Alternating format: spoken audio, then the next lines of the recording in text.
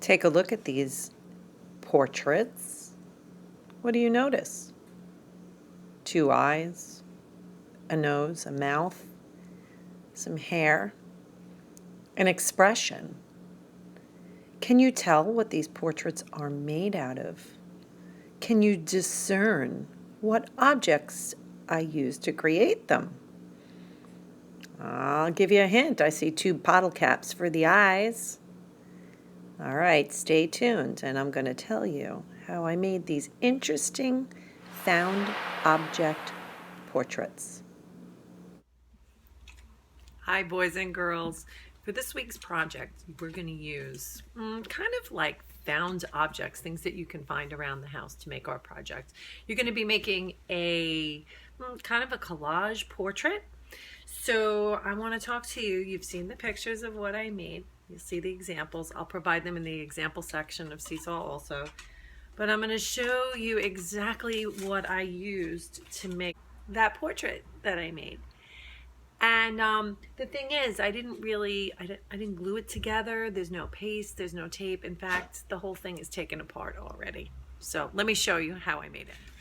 So the first thing I noticed was that the egg cartons have really cool sections, and that this kind of looked like two eyes and a nose to me. So I went ahead and I just cut that out. As you can see, I'm not being too careful because it's just like broad cutting.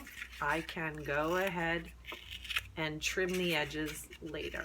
And now I have stuff I definitely have to clean up off of my floor. You're welcome. But isn't this funny? It looks like two eyes and a nose. I use bottle caps. You can use your eyeballs don't have to be the same color. You could use two different bottle caps, and I just went ahead and popped those into the eyes, right? After my breakfast, there was a napkin that I kind of half used, and I just plucked a little piece off and stuck it in the eyeball. Oops. It gives it a little glimmer on the eye, right? Okay, nifty. So that's the beginning of how I decided to make this project. I thought this would be a really fun face. You can use anything you want. I want to see you use objects that you find around the home that might otherwise be discarded or thrown away, and use them to make a portrait of sorts. You've seen what I've done. What I want you to pay attention to is the different expressions also that I've provided in the example. One is kind of a happy face. Notice how the eyebrows and the mouth changed. I made a variety of expressions. So you only need to make one, but it's a portrait. What's in a portrait? Two eyes, a nose, a mouth, eyebrows, hair, ears, maybe a neck. All right, that's all that you got to have on your portrait. Also, you know, I'm getting comments from some of you guys saying, well, I don't have cardboard or I don't have paper. Guess what this is?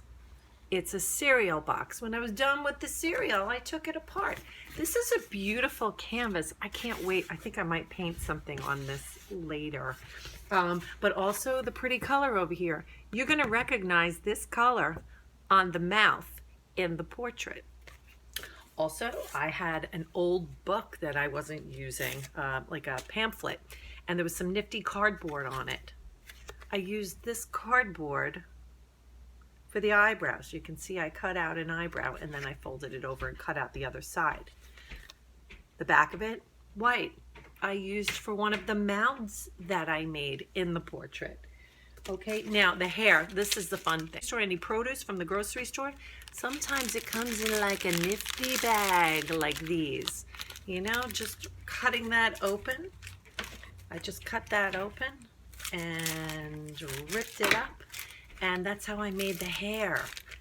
But I used an orange one. As you can see, I used my favorite color. So that's a variety of options that are available to you. Just take a look around your house and see what you can find. You can use a tissue, you can use tin foil, you can use lids, some kind of plastic lids.